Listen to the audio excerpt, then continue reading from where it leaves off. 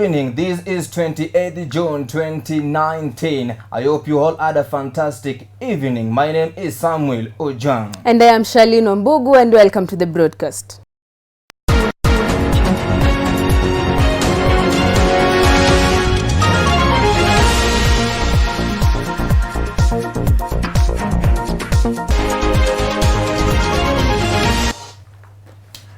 Welcome to the broadcast. The Kenyan young parliamentarians led by nominated Senator Isaac Mwaura now want a halt of the census employees recruitment until all public servants who applied for the job removed from the system. Speaking during a youth forum in Ruiru, the politicians told the Kenya National Bureau of Statistics to ensure that more than 16,400 jobs go to young people to counter the unemployment problem.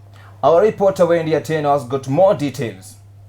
82%. Kenyan young parliamentarians now want a halt on the census employees recruitment process until all public servants who have applied for the jobs are removed from the system.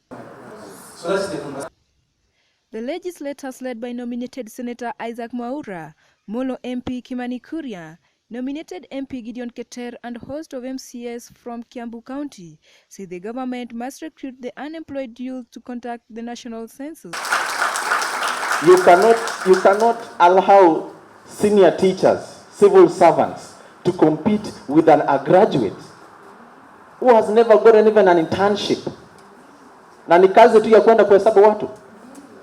If they need ICT observers or officers, they need to ask students who have studied IT and they have never been employed to apply for the jobs. Speaking during a youth forum in Ruiru, the politicians told Kenya National Bureau of Statistics to ensure that more than 164,000 jobs to go to young people as part of efforts to counter the unemployment menace. Isaac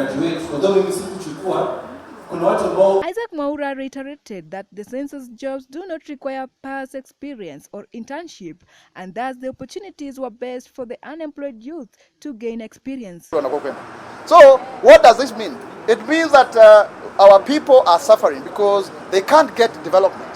The president the other day was in Rift Valley. He launched projects worth over 12 billion. Rivertex is going to employ over 3,000 people. And what industry is there in Mount Kenya region?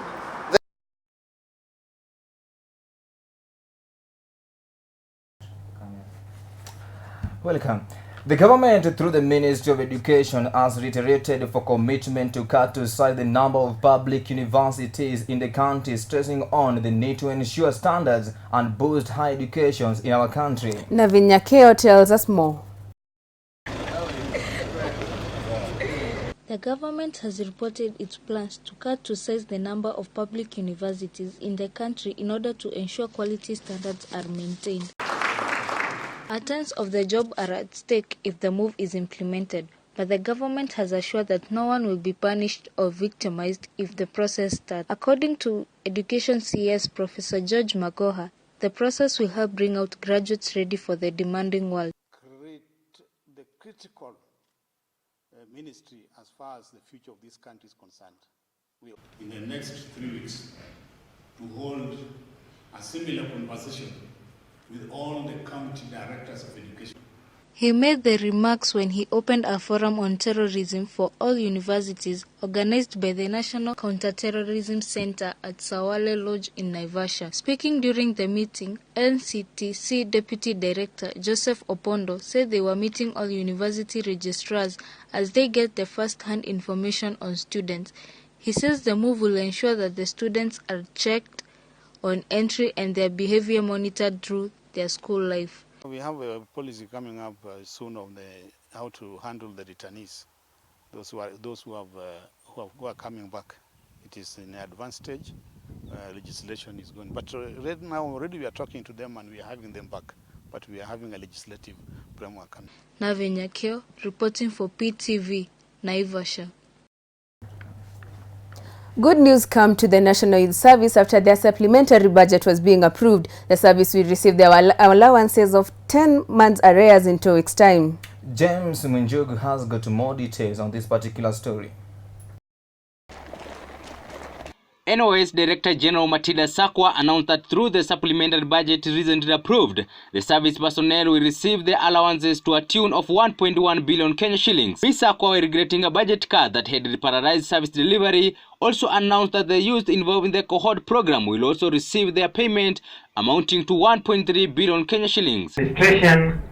Ms. Sakwa spoke today at Tumaini NYS Center in Nyandarua when she led the public service and the youth affairs. PS Dr. Francis Owino also noted the need of synergy among departments and through the need to come together for the benefit of the NYS training should be given the first priority to benefit from the Youth Enterprise Developing Fund so that if they wish to start a business or anything else they want to do, they may be able to do so. Wale vijana wanaopitia hapa sharti wawe kwa mstari wa mbele kwa Youth Enterprise Development Fund kuwapatia funds ya kufanya biashara ama kilimo ama chochote ambacho watataka kutekeleza. Reporting for PTV from Nyandarua County, I'm James Mnjuga. Thank you so much, James Mnjuga, for that particular story. It is now a relief to the NYS. But we are taking a commercial break. We still have got more stories lined up.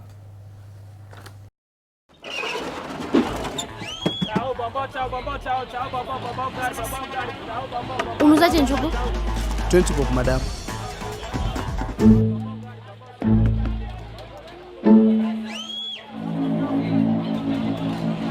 Usitupe mbao. Chagua Shabiki Jackpot mbao ushinde milioni 20 pesa taslimu. Cash. Cheza Shabiki Jackpot mbao kila siku, shinda kila wiki. Kushiriki, tuma shilingi 20 kwa nambari ya paybill 290063, account number ikiwa SJM #auto. Mimi ni shabiki. Je, wewe?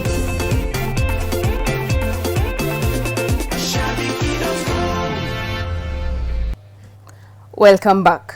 One of the largest flower farms in Naivasha faces closure after it emerged to have openly released toxic waste into the nearby Lake Naivasha. This followed after an impromptu visit to Kentalia farm by the National Environment Management Authority and issued it with a 7-day closure notice over such pollution. Charles Kosgei has got more details. The National Environmental Management Authority NEMA has visited the Kentalia farm along Moi South Lake Road in Naivasha. This is after they have released toxic waste into the nearby Lake Naivasha. The authority gave a 7-day notice, risking over 1,000 jobs in the farm, having nated the wetland or treatment of its effluents in accordance with the law. The NEMA Director of Environment in Nakuru County, Anthony Saisi Haura, said that the operation in the farm were shocking. He was addressing the press after they visited the farm following the crackdown where over 20 people were arrested over misconduct in the flower farms, petrol station and hotels around the town having no licenses. Cities that actually discharge the environment, whether they are licensed, and if they are licensed, are they adhering to the conditions or not? And those that are not licensed, then they need to be closed down till they get the license. Reporting for PTV in Naivasha, I'm Charles Kosgei. Our environment should be protected from toxic release from various companies. Now, over 600,000 tea growers in the country will benefit from 95,500 metric tons of government subsidized price fertilizer imported from Russia. The first batch of 50,500 metric tons arrived at the port of Mombasa yesterday.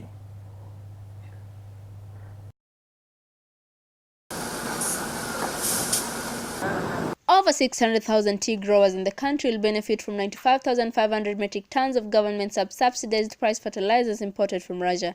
Yesterday, 50,500 metric tons arrived at the port of Mombasa, and the next tranche of 45,000 metric tons is expected in the country in the next 2 weeks.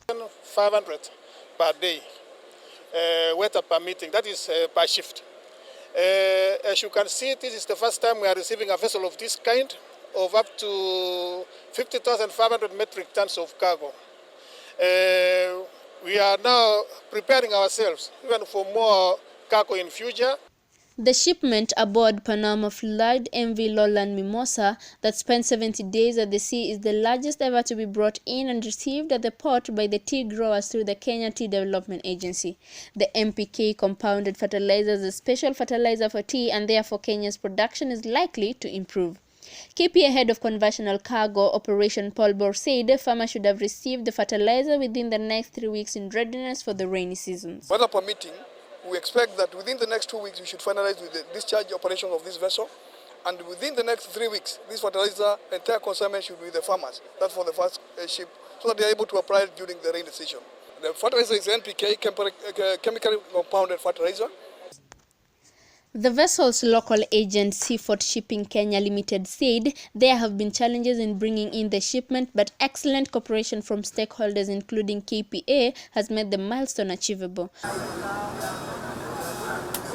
Reporting for PTV, my name is Yudia Kosgi. Thank you, Yudia, for that report. Kiambu County Majority Leader Anthony Ikonya, together with his deputy, have been impeached by their colleagues over corruption cases.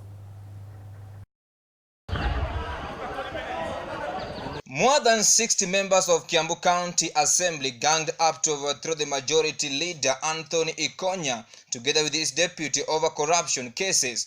Chief Whip James Kimani and his deputy Margaret Gatonyi have also suffered the same. The four are accused of having a close relationship with the governor. Elected MC of Limuru Eastward. Today in the evening we had our parliamentary group meeting, which is the first we have ever had since we came to this assembly. And today we did make a resolution that we want to change the political house leadership. That is the majority leader, the deputy majority leader, the majority whip, and the deputy whip. Cases of corruption is not new in Kiambu County. Last month, Governor Ferdinand Waititu was accused of the same case. The removal of Anthony Ikonya by members of County Assembly is not new, but another allegation of corruption. Samuel Ojwang, PTV, Kiambu County. Corruption cases have become a menace to our country. Now, let us take a commercial short break and we'll be back.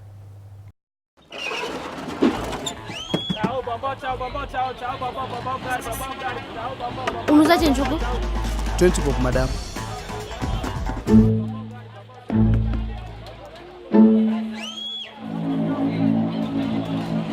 Usitupe mbao. Chagua Shabiki Jackpot mbao ushinde milioni 20 pesa taslimu. Cash. Cheza Shabiki Jackpot mbao kila siku, shinda kila wiki. Kushiriki, tuma shilingi 20 kwa nambari ya paybill 290063, account number ikiwa SJM #auto.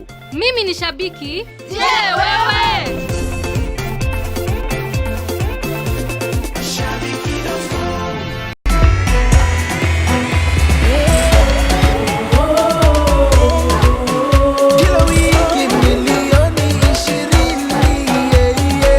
Shabiki Jackpot mbao ya kupa fursa ya kushinda shilingi milioni 20 kila wiki. Cheza sasa. M-Pesa 20 bob kwa nambari 290063, account number SJM #auto. Kwa walio na miaka 18 na juu pekee. Sheria na masharti kutumika. Shabiki Jackpot mbao ni zamu yako.